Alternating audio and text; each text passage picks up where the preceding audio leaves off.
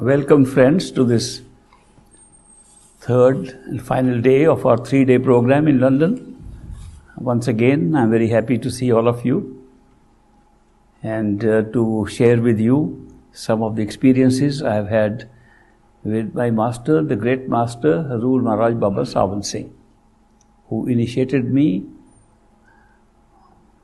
on the 9th of March, 1936. That is, the anniversary will be tomorrow for that. So tomorrow is an important day for me, a life-changing day. I think there is nothing that changes our life more than initiation by a perfect living master. Initiation by a perfect living master is not merely teaching us how to meditate. It is a master taking responsibility for our soul and guaranteeing that our soul will be taken to Sachkhand, to our true home. There is no guarantee I am aware of more valuable than this guarantee, because we have been roaming around in this cycle of reincarnation, cycle of death and birth, birth and death. We have been roaming around for so long that to be able to get a way out from here, from this mess, and to ultimately reach our true home, to where we belong to, so it's a great thing, the greatest thing.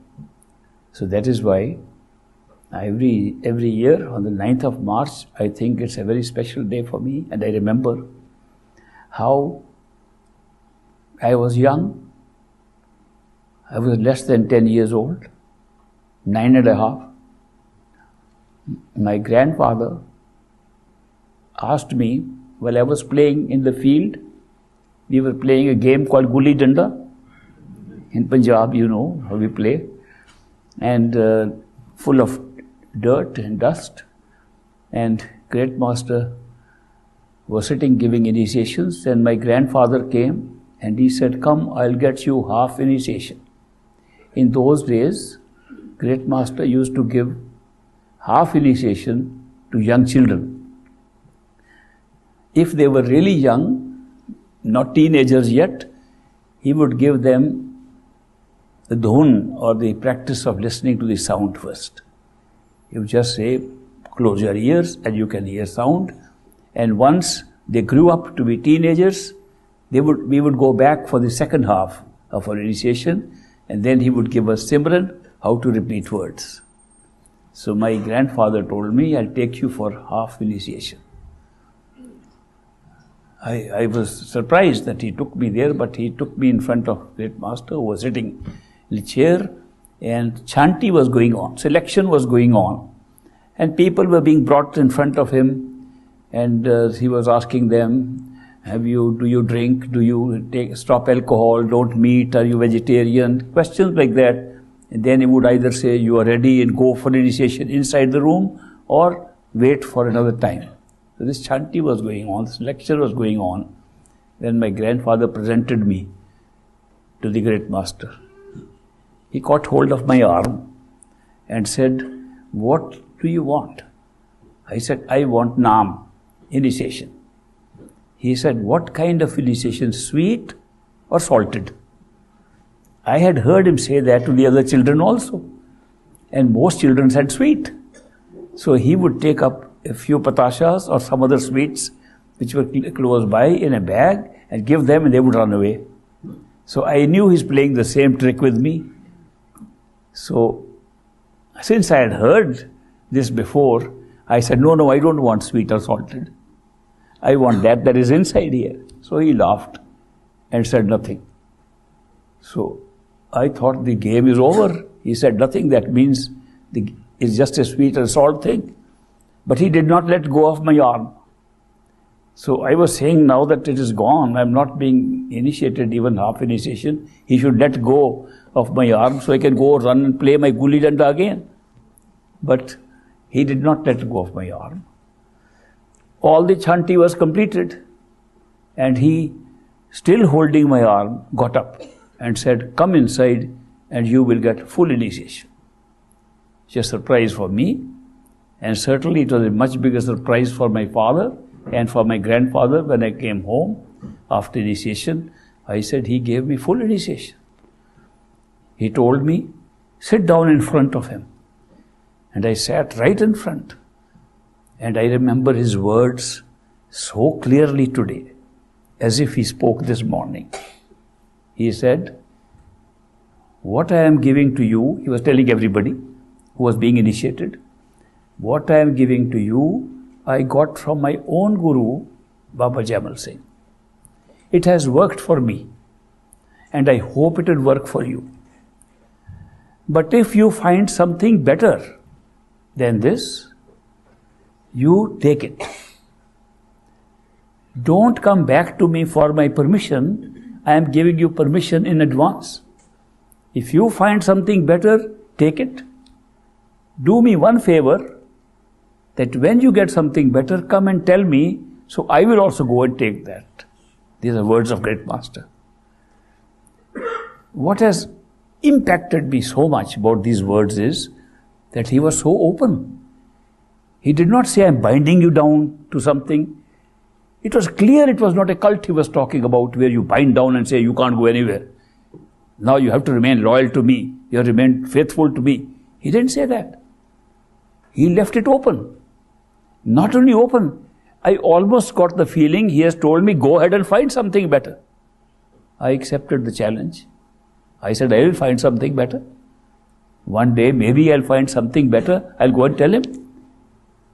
So that is why I, after that, searched for something better. But what was happening? He was so clever, he arranged something to happen shortly after my initiation, which made it even more necessary for me to look for something better. And that is when I came home and told my father, who was already initiated by him, that I got full naam, full initiation from great master. He was very happy. And some satsangis, elder satsangis, came to our house, and my father pronounced very proudly, my son Ishwar got full initiation at this age, 9.5. And they said, oh, we are very sorry to hear that. Satsangi told them, we are very sorry to hear that. This is what happens when you get a young child initiated. He will grow up and find this was just an imposition on him. He will find he was forced into it, and he will revolt against it, and he will never follow this path again. This was a big mistake to get him initiated. That's what they said. I was not in the room when this conversation took place. I was in the neighboring room, but I heard the whole thing. I was eavesdropping what they were talking. And I realized, maybe they are right. They gave an example. They said, look at Bhagat Singh, such a devoted disciple of great master. His attorney. And Bhagat Singh's son, Nicky, Gurdial Singh, whom we called Nicky was initiated when he was 11 years old. And when he grew up, he said he was just forced into it and never followed the path again. They gave an example also. That here's an example. It's very wrong to get a young child initiated like this. So I heard all this conversation. I said, maybe they are right. That I have got into this just because my father was satsangi. Supposing my father was a Christian going to a Catholic church, I would be following that church. And I believe that is the only true way to find God.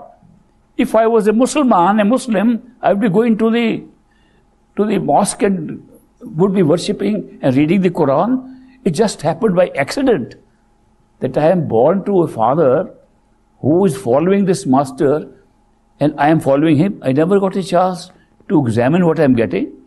Never got a chance to verify if it is valuable or not. Maybe what great master said was right. That I should not just accept what he is giving at its face value. I must go and search. So, right from that early age, I began to go around searching. I could not accept these teachings just as they were. And another thing happened, even worse than that. When I was very little, about 4 years old, I could hear a lot of sounds. And they were frightening sounds because I could not know where they are coming from.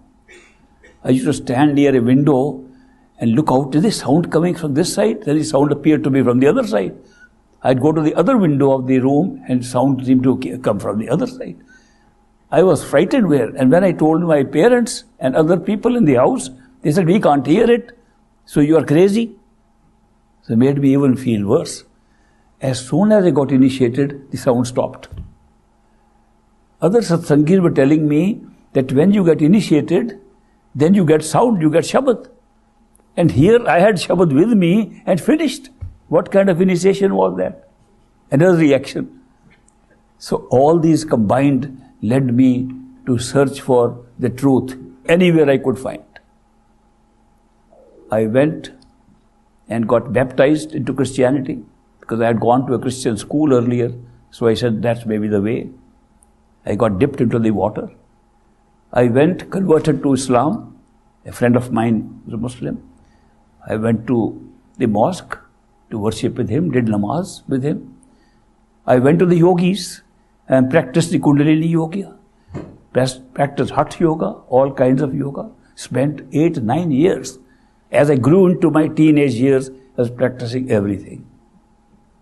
Still trying the method of meditation that great master had taught, but not accepting fully that maybe there is something better.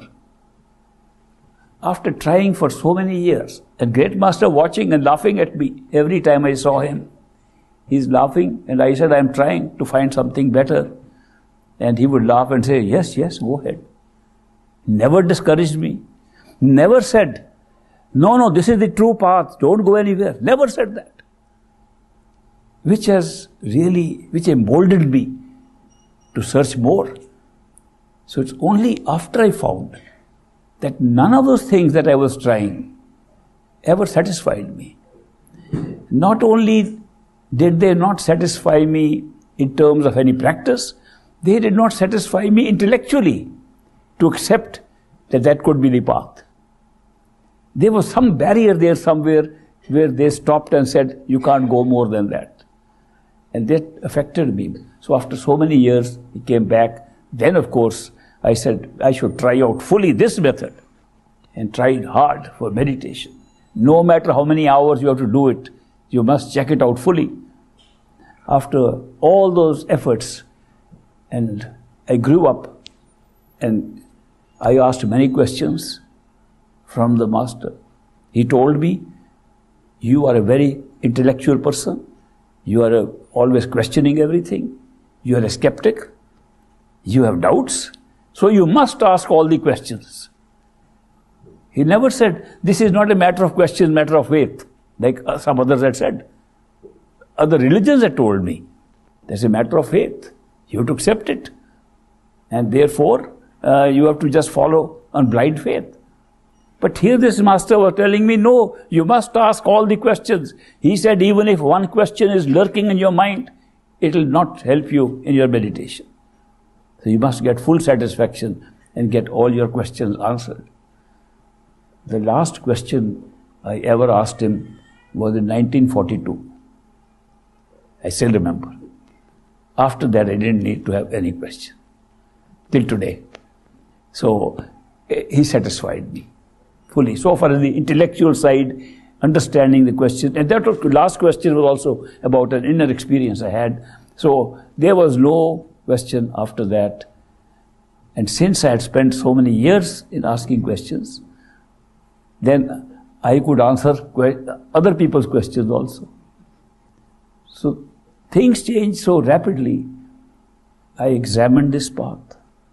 I went through it carefully. I traveled around the world. Opportunities came in my life to study abroad and thereby to travel to many countries. And I met many people. I met the Buddhists belonging to the Mahayana group. I met Buddhists belonging to the Hinayana group. I met Buddhists who were practicing the Zen method. All kinds of things I was able to see around the world. And after seeing all those things, I came to the conclusion that at least in this age, there is nothing more useful, more practical, more capable of being put into practice than the Surt Shabd Yoga taught to me by this man. So I am mentioning this historical fact about me. It's not that I've suddenly found out that he gave this teaching and I just accepted it. I compared notes. And I encourage everybody. You should compare what you have, compare what you're getting, and see if you're getting a good deal. This promises a good deal. One day in a satsang, he was giving a satsang and a phrase came in that Shabad which was being read. Kaya nagar, nagar hai niko, which is sauda har ras kijiye. That this body of ours is like a township. In the township, there's a marketplace. You want to do a real sauda, real bargain of Hari's nectar, go there. I went to this great master of mine. I said, I heard this Shabad today. Can I have a deal with you, a little sauda with you? He said, sure, what do you want? I said, a transaction or a sauda means I give you something, you give me something. He said, certainly, that's what a sauda is. I said, what about if I gave you all my worries, all my anxieties, all my suffering in the future, and you give me all the happiness and all the bliss? I put this proposal to him. He said, agreed. From that day till today, he has kept his word, I have kept mine. That such a deal was possible. Who could imagine? And the difficulty is that deal is open to all of us. The difficulty is not that the master will not keep his deal. Difficulty is we won't keep our deal. We worry unnecessarily, even we want to give up worry. So we worry, and even if we are told, it requires such deep faith to be able to say, I have given my worries to you, Master, you take care of everything. But if you can do it, the deal is available. I can tell you it's the greatest thing one can have from a perfect living Master, that you can have such a deal. I came to the United States to study and met many old satsangis there. They invited me to talk in satsang, and I happened to mention this deal. And they criticized me very badly. They said, how unfair of you. You tried to cheat. You put all your problems and your worries at the doorstep of your master and tried to get all the bliss out of him. How could you burden your master like this? What an unfair thing you did. They criticized me very badly. I kept quiet. I said, these people have no idea what a master is. They have no idea what a perfect living master is. They have no idea who's sitting in that body of a master. The master who's sitting there, if they could realize who's in that body, that master by one touch of his finger can take the whole humanity back to Sachkhand. That's the power of the master. What are they talking about? As if he's an ordinary human being and I put my burden on him. He can take the burden of the entire universe. And nobody could imagine that. These are things they couldn't understand. And how could they understand? Unless you go within, unless you go and see the real form of the master, unless you know who is there that you're talking to, you never know. He is Sat Purush in human form, right sitting here. His awareness is of Sat Purush when he is a human being sitting with us. Nobody can see that. We think he's just an advanced human being. That he's somebody who has just accomplished something. That's not it. He's the very object of what we want to reach. He's the destination for us. That is why sometimes I wonder, when people are sitting in front of the perfect living master, they close their eyes to meditate. I said, what are you meditating for? The one you're meditating for is right in front of you. He's sitting right here, but you can't see him because he's covered himself. He's putting a costume that you can't see through it. The power of a perfect living master cannot be estimated by us. It is only when we make progress and we go within, we realize who he was. As we make more progress, we see more and more of the reality of our perfect living master. That is why we are talking of this small burden of telling us just to take the worries of one lifetime. That's nothing for a master. He can take all our worries. But we should be able to give the worries to him. The trouble is, it requires faith. It requires deep faith. It requires unshakable faith. Because if things don't go our mind's way, we lose faith. I have seen people who had inner experiences, who said, we have unshakable faith in our master. Everything is going according to our way. And then one bad thing happens in their life. The 99 things that were good are forgotten. And faith is lost. So what kind of faith is that? Therefore, to be able to give your worries, to be able to give all your anxieties, to be able to hand over the affairs of your life here and inside to the master, which is possible, requires that kind of faith. But the faith does not come without some progress in faith. There are two kinds of faith: a blind faith and a living faith, a growing faith. Blind faith is static. Somebody says there is God sitting in heaven and you will go there, is blind faith. A statement has been made, you are accepting it. And all your life you accept it. Nothing happens. Faith is there. It's blind faith. Then there is faith that there is a master who can do this for you. Next morning a coincidence happens. How could this happen? And your faith grows a little. Then more happens. Faith grows more. It becomes a living faith, like it's growing like living things. That's quite different from blind faith. So when you have the faith developing with a master, it is a living faith because it grows with all your daily experiences. It grows with your inner experiences, it grows with your outer experiences. And when it grows to a level which is unshakable, it never shakes again. But do you know when that happens? The unshakable faith comes when you transcend your mind. So long as with your mind, even if the best things have happened in your life, the mind can topple you over and topple your faith. So the mind is the one that carries on with us, is helpful, so long as it is fed what it desires. And when it is not given what it desires, faith is lost. How could Master do this to me? How could my child die? How could my so-and-so friend die? How could I be ditched by so-and-so? How could I lose all my money suddenly? How could I have this misfortune? Master is no good. He didn't take care of me. Faith has gone.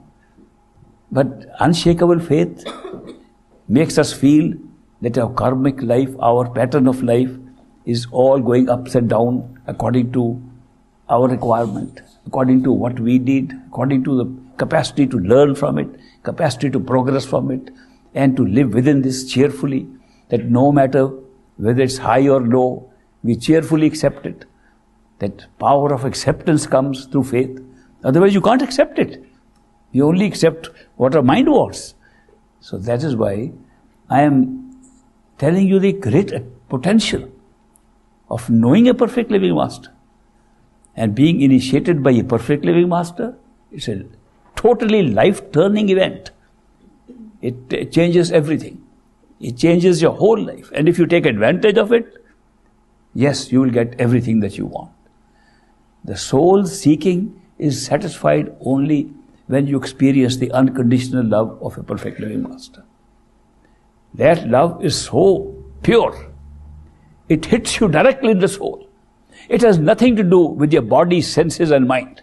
It has nothing to do with your thinking. It hits your soul because something pulls you.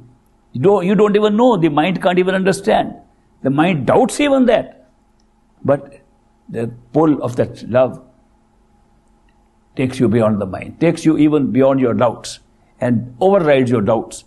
And that is what happens when you meet a human being who has got that kind of awareness. People ask me, how do we know who is a perfect master? Who should we go to? Because there are a lot of masters. Great master used to say, today there are more masters in the world than disciples. The number of masters grown so much.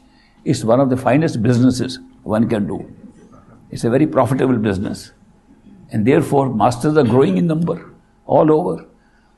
So when you say you want to follow a master, perfect living master, there's so many standing there. How will you know? And you can't recognize them because they are ordinary, simple people living like us. They don't even say they are masters. They don't live like masters. They live like ordinary people. So how can you possibly know who's a master? When people ask me, what can I say? There's a list of signs of a perfect living master. But that list is not fully capable of telling you who is a master. The list says, a master will live like ordinary person. He will not claim to be a master. He will live with his own earning and will not live in the donations of his people. He will use the donations for the service of the people. He will not perform any public miracles. And so on. There's a list showing the outside form. But even an impostor can do these things. A fake master can also follow because fake master have read this list. They say, we know what they want to look in a master, so here they are. So they can do all these things. And therefore, so many masters are there fulfilling these conditions. Then how do you find out? Then ultimately, the answer I give is your soul, the inner self of yours, being pulled by a master? Are you being pulled by the love in such a way that never experienced before? Are you being pulled beyond your mind's thinking? If that is happening to you, follow that master. No matter if he's perfect living master or not, follow that master. Because he's pulling you in the right direction. Secondly, if he says go within to find the truth, follow him. Supposing the master is fake, but he says go within, at least he's telling you the right way. He's putting you in the right track. He's not saying follow me or follow some temple or follow some ashram or follow some river or follow some ocean. He's telling the right way. So at least follow till you find out that he can't take you anymore. Some masters have reached certain levels of awareness. They've gone higher.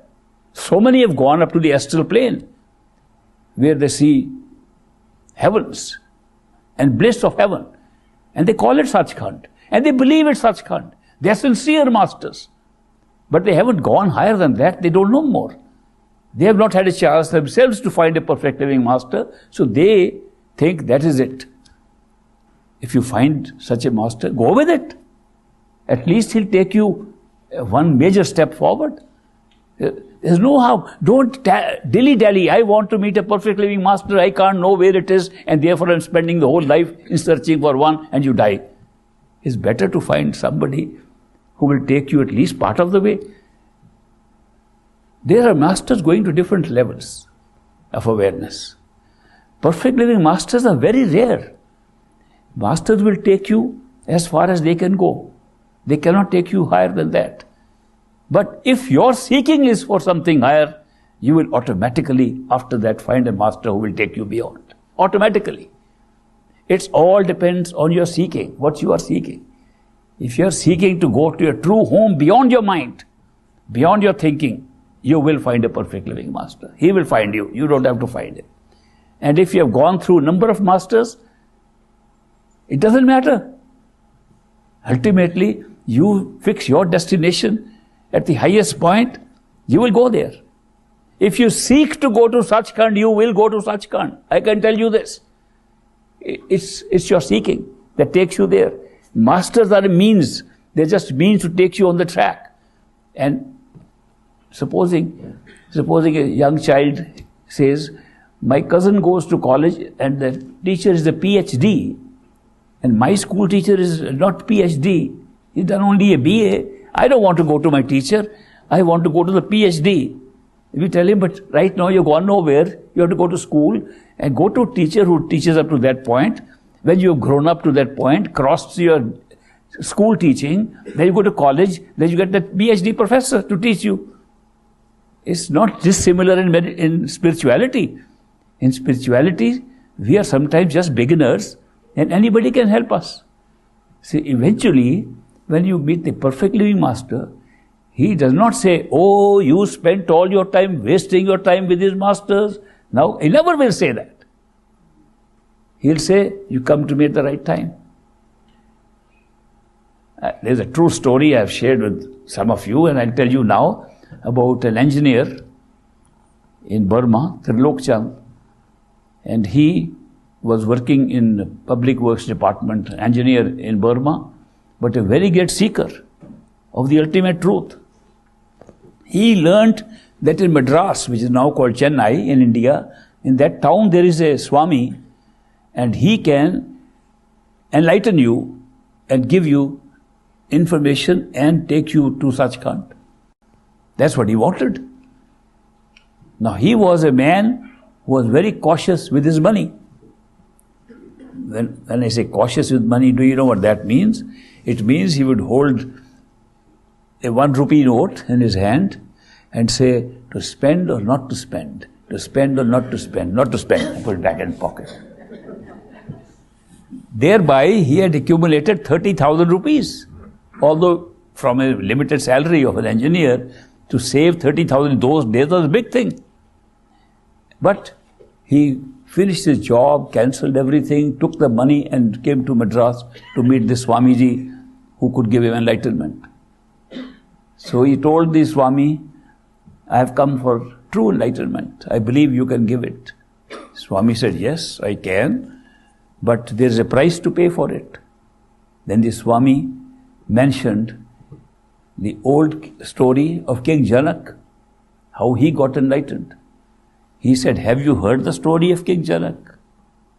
He said, yes, master, I heard, but you can tell me again. So he told him that King Janak was a seeker and he wanted to get real knowledge. He called his advisors, his ministers, can you find out people who can give me some real knowledge? They said, King Janak, you are in a very wonderful country, India. India is full of sadhus, yogis, yogeshwars, mahatmas. There are so many enlightened people here. All you have to do is to have a feast, a yag, and they will all come. So long as the food is good, we'll get more people in. So big langar was held and all the kinds of food was prepared. And all day the people came in and the king disguised himself like an ordinary person and he walked amongst them to see how much knowledge he can get from them, true knowledge. He was so shocked that these learned people were so angry with each other. They were almost fighting with each other. No, this is not what the scripture means. With the same book, they were giving interpretations, different interpretations, and fighting with each other. He said, these may be learned people. They have remembered the scriptures by heart. They can repeat everything. They have no knowledge. I don't want learning. I want knowledge. They are learned people. So disappointed, he came back to the palace and told his advisors, I didn't want to have this kind of interaction with these different holy people that you gathered there. I wanted true knowledge. And they said, King Janak, you did not call all the people. This was just a local gathering. You should, by beat of drum, announce the whole country that you will have a yag and have it for 7 days, that everybody will come. So the king arranged a 7-day festival now and put up so many tents and camps, and all the yogis, yogeshwars, mahatmas of different people, some wearing white dress, some wearing yellow dress, some wearing orange colored dress, some wearing no dress. They all came and gathered there. Some were just smeared with ash. So a good gathering came up. And for 7 days, the king moved amongst them. And he discovered it's a repetition of that one-day event. They all were learned people. They recited from scriptures. They were very good at recitation. They chanted, but they had no knowledge. And none of them had real knowledge. He felt very disappointed. And he came back and told his advisors that I am sorry, this is not what I wanted. I want real knowledge. I want real, absolute knowledge of the truth. What is happening? Real truth, not this kind of thing. They said, King Janak, if you want that, you have to go to somebody else, a perfect living master. And there is one who lives on the bank of the river. and his name is Ashtabakar. Ashta means 8, Bakar means the folds on his skin. He's little hunchbacked. He has 8 folds on his skin. His body is little deformed, but his eyes are very sharp. And he is a real perfect master. And he doesn't come to these kind of festivals, the yajns that you hold. And King Janak said, why didn't you tell me first?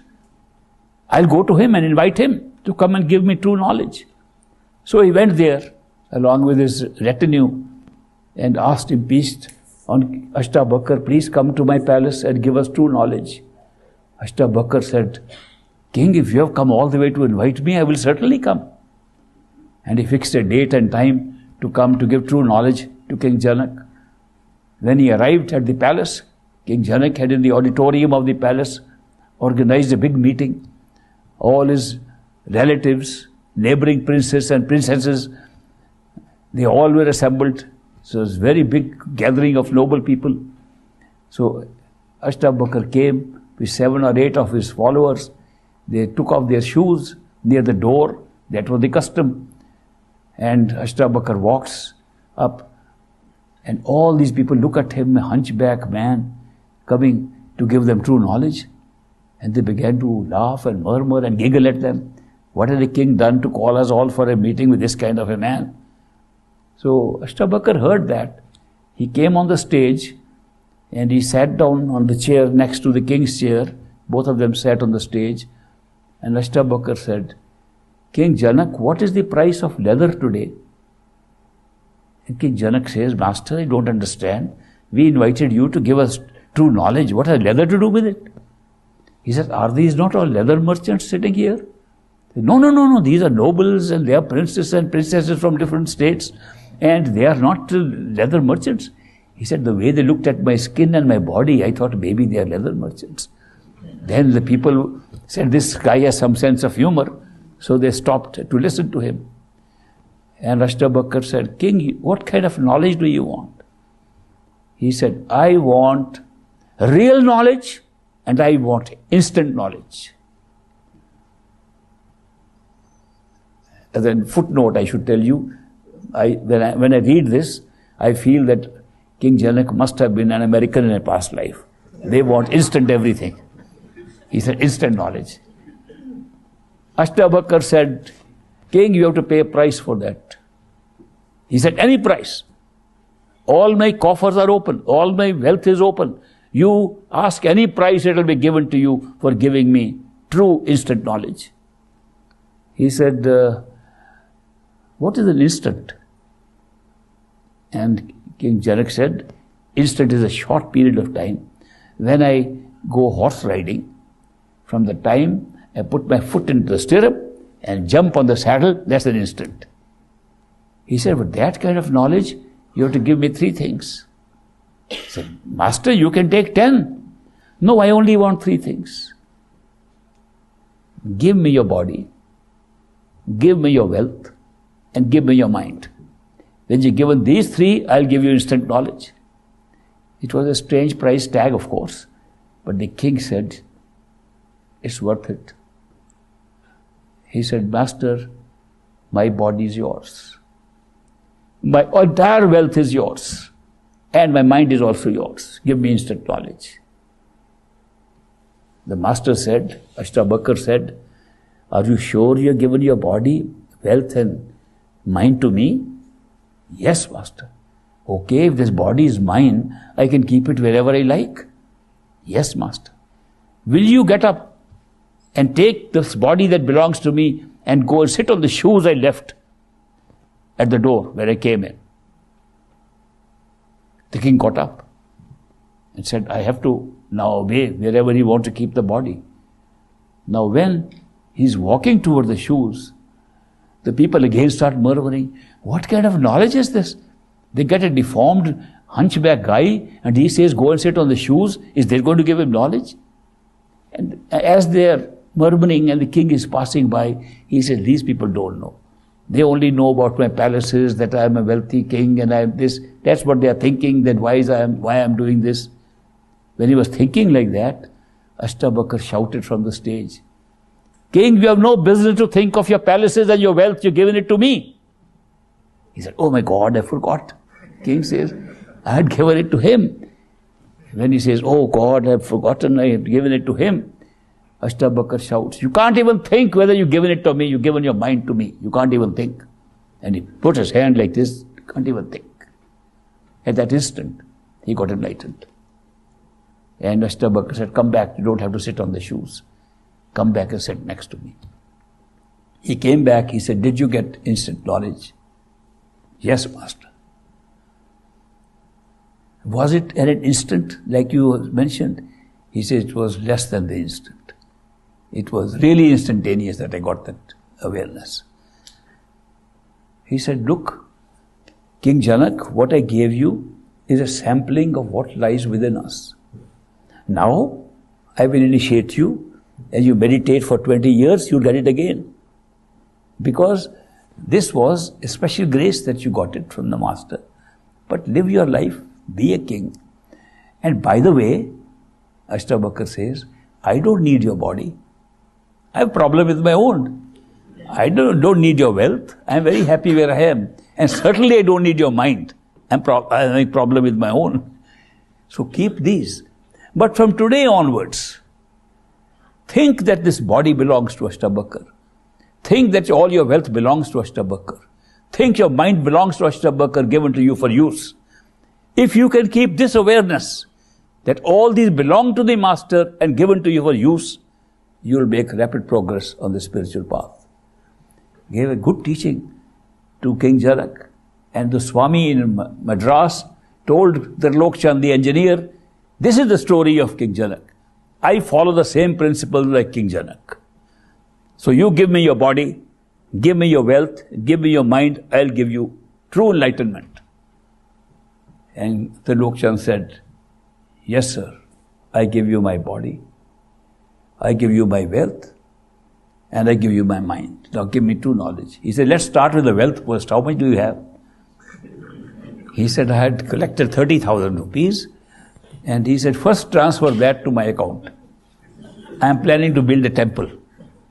So, now imagine this man who was not willing to spend a single rupee. How strong his seeking must have been that he transferred the 30,000 rupees to the Swami. And then the Swami said, now we'll deal with the body. And to deal with the body, I will teach you a system of pranayam, a system of breathing, which is not like ordinary pranayam. It's a breathing which you have to do alternately with one nostril, then the other one. You take in and out with the right nostril, then take in and out with the left nostril, and you can't use your fingers. Because if you use your fingers, your attention will go out. Therefore, it has to be done internally. That means with your tongue twisted back, inner side of the nostrils. You have to move your tongue and close one and the other like this. And for that, you have to make a sacrifice. Because the tongue can't turn back. It's tied down with the tendons. And I have to cut those tendons. He says, my master made me do it. And he took out his tongue like a snake, it came out. The big tongue loose. And he could put the tongue back and perform that exercise. And he said, to make it a real sacrifice of your body, I will not do it by a surgical little cut on the tendons. I'll scrape them through sandpaper. And I'll also make it worse by using a nettle, bichubuti, to make it more painful. So that you know you made a sacrifice to get true enlightenment. And can you imagine this man, Trilok Chand, went through the torture for more than a month. Screaming every day, but wanting enlightenment. After a month, his tongue got loose. Then he practiced how to do it. Then he said, you give me your mind. He said, all right. Then he taught him a mantra to go with the breathing. And Trilok Chand saw some lights. Sometimes he would feel very peaceful. Sometimes he would feel that he's exhausted. But he did not get what he wanted. Many years later, he was able to come to Great Master. And Great Master initiated him. And he made rapid progress. Because he had practiced a lot of concentration, of attention. As he made progress, one day, we were all sitting near Great Master in the evening. And we used to have informal gathering, about 10, 12 people sitting. I was there, he was there, some others were there. And this man says, Deen Dayal, merciful one, I did not know everything has to come from you here. Had I known before, I would not have given those 30,000 rupees to that Swami. He was still thinking of the 30,000.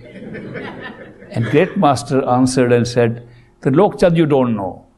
The day you came to me, I transferred those 30,000 to my account. And then he explained, no effort with any master, with any Swami goes waste. No effort on the spiritual path ever goes waste. It all accumulates. And when the perfect living master meets you, whatever you have done, wherever you have done, is not wasted. There were steps that you took towards the final stage when the perfect living master could take you back home. So I'm telling you this story because too many people are worried.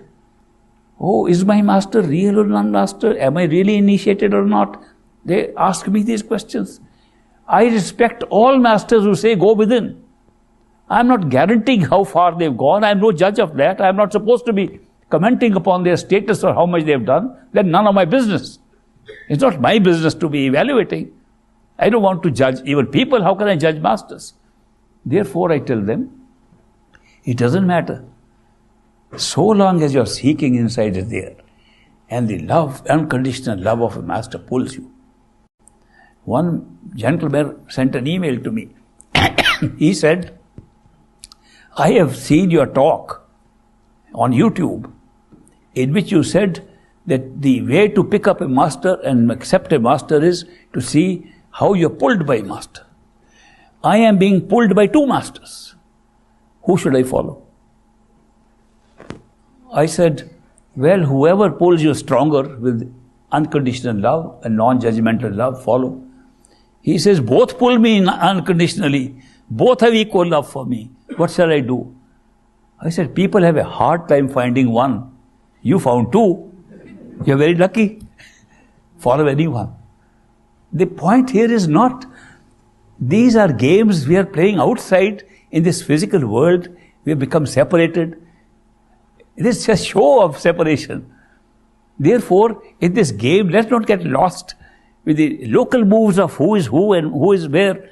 We are going into a place where we will find the unity of all souls, where we will find that this soul is not tied up with these bodies of ours. We are going to find a knowledge that is way beyond what is going on here. We are going to leave this behind. This is not our place.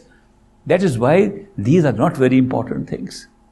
The important thing is to seek within. And when you get an opportunity to be guided on the pathway which is within yourself, take it. If it doesn't take you beyond and you still want to go further, automatically you will find out that this is the limit where I could go, I want to go further. It happened with the Trilokchand. It has happened with many people. They've gone through so many of these phases of their own spiritual journey. Nothing is wasted. All steps lead to the same thing ultimately. So I am mentioning this to you because it's a frequent question people ask me. They say, we are confused. We are confused who to follow. Then the other confusion is, we have committed ourselves to follow one master. We are not satisfied. Inner satisfaction not come to us. But we feel if we now go to another master, even though we are being pulled by another master, it's going to be, being not faithful. We are being disloyal, unfaithful. They're almost treating like they're married to the first master, now they're being faithful, getting to another woman like that. Masters are not like that. It's not a marriage between husband and wife or something. It is a relationship of disciple and master. It's a relationship of following a teacher who teaches you up to a certain point, and you can't stay in a primary school and say, this master has taught me, now I won't go anywhere else. You have to move forward and go forward. So this whole concept, supposing you get stuck with this concept, that I am very faithful, I cannot go. Do you know what that means? That means it's not a teaching of spirituality, it's a cult that holds you down there. That's the difference between spirituality and a cult. A cult holds you down and says, you have to be faithful and loyal, you can't go anywhere. And spirituality says, go anywhere. Go and find the best. The message of these perfect living masters is for the whole of humanity and open completely. Go and find and search. We are giving you something. Find better, take it. We'll also take it. That kind of openness exists in the teachings of perfect living masters. They don't bind you down and close down. If anybody says, you can't go anywhere, now you come to me. If you go anywhere, you are being unfaithful. He's not a perfect living master. I can tell you right now. It's creating a cult, he's restricting you in your own seeking. How can there be a master who restricts you in your seeking, you still think is a perfect living master? You should be open to seek and seek to the fullest extent. And when you reach a certain point, you want to seek more, somebody else teaches you more, go ahead and follow it. So I'm making these points today because so many emails come to me, so many people ask these very questions that are we doing the right thing? We are confused about this thing. So I said there should be no confusion about this. My own experience, I have met so many masters. I think I have met more masters than anybody, any one of you in my whole life. And I could see at what level they can take me. They could take me only up to certain levels to which they had gone. Firstly, no master can take you beyond where he is gone. Secondly, not even a perfect living master is a master for everyone. A perfect living master has come for his marked sheep. Another one may be there for you. But he'll help you to reach your master. So there is nothing to be worried about it, to be confused about it, and you should be able to follow this without problem. Yesterday, we did some meditation. I want to follow up on that. And how many of you today want to do meditation again? Oh, I'm so happy. Quite a number today. All right.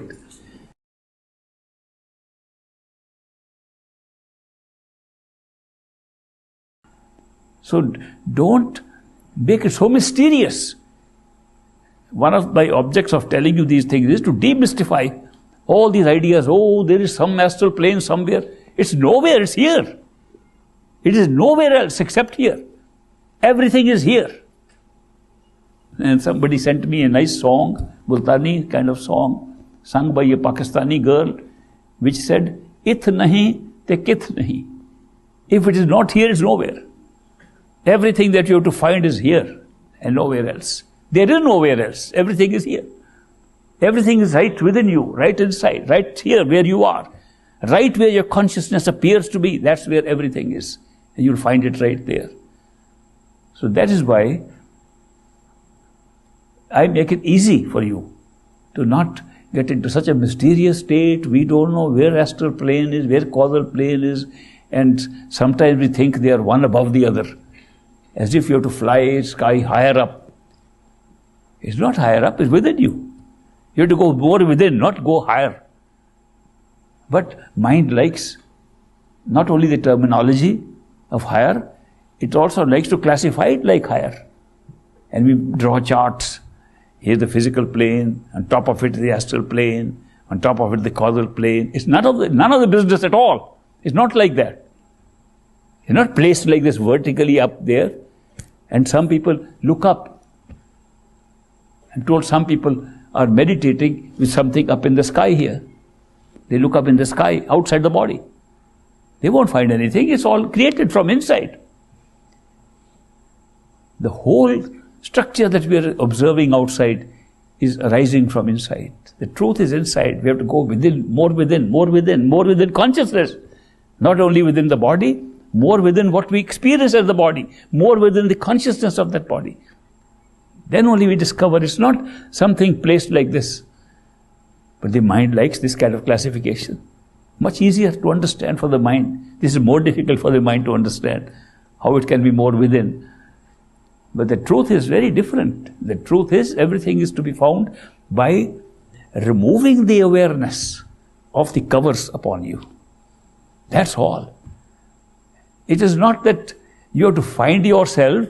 It is to regain the awareness of yourself by removing covers and costume that you are covering yourself with. These are three big covers upon us. The very first cover, which is very heavy, is the cover of our mind. The soul is covered by the mind on all four sides. It's covered so well that the soul, which is the unit of power that empowers and gives life to the mind, is hidden, and the mind becomes as if it is the only living thing. Can we ever sit and say that this is my mind and inside it is my soul? Have you ever thought like that? No. When I first came to the Western countries, to the United States and Europe, people were telling me, you know, this business of spiritual practice and this so-called mind, soul, whatever it is, as if there's no difference between mind, soul. They're taking it as just the unit of thinking is the mind, soul. People also thought they think with their soul. They also thought that soul has to think and decide things. The soul never thinks. Why not? Because it can use the mind to think. It's been given a machine to think. It has been given an accessory to think. The mind has been given so we can think through the mind. Why do we have to think? We don't need to think. We don't need to reason. We don't need to use logic. We don't need to have any experiences of the mind, except that when we want experience, we use the mind. What do we want if we don't have a mind? We only want love and bliss, joy, appreciation of beauty, which is inherent in us. We don't need the mind for these things. For intuitive knowledge, knowledge without time, we don't need the mind. But for reasoned knowledge, for making sense and going through logic, yes, we need the mind. But we should separate the two things. We are the soul, not the mind. But the mind covers us so tightly that we can't even see the distinction between them. During my meditation retreats, when we do effective meditation for long periods, I do one exercise where you can watch your mind separately from yourself. And first discovery comes, the mind is a thinking machine thinking in front of me, I can see it. And then the ability to separate yourself from the mind comes, and that's very useful when you want to go beyond the astral plane and understand what the causal plane is like. So these experiences will tell you that the whole thing is naturally built into us, and we are making too much of a mystery out of it, and we are making it more difficult for ourselves. If we keep the mind aside, things are simple, but the mind makes it more difficult. The mind tries to externalize everything. Mind tries to compare things with what we are observing as an outside experience, and it's not like that at all. So therefore, if you're wearing too many coats, we sometimes overdress ourselves. I read a little email somebody sent me. It's a joke. It's a joke. They said that there was a blonde woman. They always make jokes of blonde women. The blonde woman married to a man, and she said, my man thinks I am dumb because I am blonde. I am going to prove to her that I am not blonde. I am not dumb. I am blonde, but I am not dumb. So when the husband went to work, she decided to paint the house so that he'll get very happy to see that I've done something worthwhile and not dumb. So she began to take the paint and began to work. Husband comes home and finds she is wearing a coat and an overcoat on top of it and lying in sweat. He said, what has happened? Are you all right? Yes, I was trying to show you that I am not dumb. I might be blonde, but I am painting the house. He said, why are you wearing these double coats on you? She said, I saw the instructions on the paint box.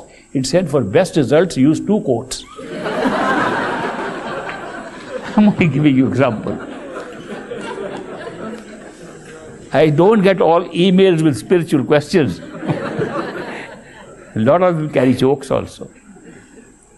So I sometimes share with you these jokes because after all this is a heavy subject and little lightheartedness is all right. I can tell you from my experience, this man, the great master, my master, was full of humor. He could crack any jokes and practical jokes also. he created a certain atmosphere where we could laugh. And I knew that laughter was great. But when we get into heavy debate, our mind is trying to absorb things, we become very serious. So once in a time, I think once in a way, we should get off it. I mentioned to you his famous disciple, Dr. Ishwar Singh, who brought his father tied up on a cot and got him initiated. But the other story, which is more poignant from my point of view, more subtle, was that the great master was doing his satsangs, he was doing his discourses in the dera only, and that was part-time when he would come. He was still working in the government. He took premature retirement at age 50. Then he settled down in the dera. And the first time he made a tour outside of the dera to give a discourse was again in Kapurthala on the invitation of this Dr. Ishwar Singh. But at that time there were two rich people living in that town. One was a professor, Professor Bhatnagar, who had a big house there. And the second was Diwan Daryailal, about whom I spoke yesterday.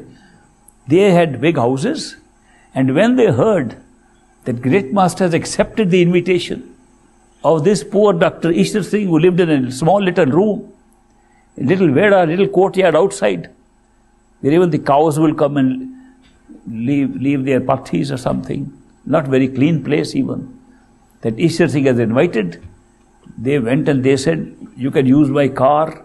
Ishwar Singh said, yes, use your car to bring the great master and I will get the place cleaned. So he got all the sevadars, all satsangis, come clean up the place. First time master is coming out of the dera and he'll come to Kapurthala and visit my house. So Professor Bhatnagar and Daryailal took one of the bigger cars and went to the dera to bring the master. And great master came with them. Ishwar Singh is cleaning up the place. His wife Maya is helping. Many satsangis are helping him. And his house was in a small lane in the beginning of Kapurthala town. When the car came, all the satsangis were standing there outside with their hands folded, that now the car will turn into this lane and go to Ishwar Singh's house. The car never turned there because Professor and Diwan, they said, Master, Ishwar Singh has only a small little hut, a small little room in which he lives, and we have made arrangements in our houses. Whichever you like, you can stay there.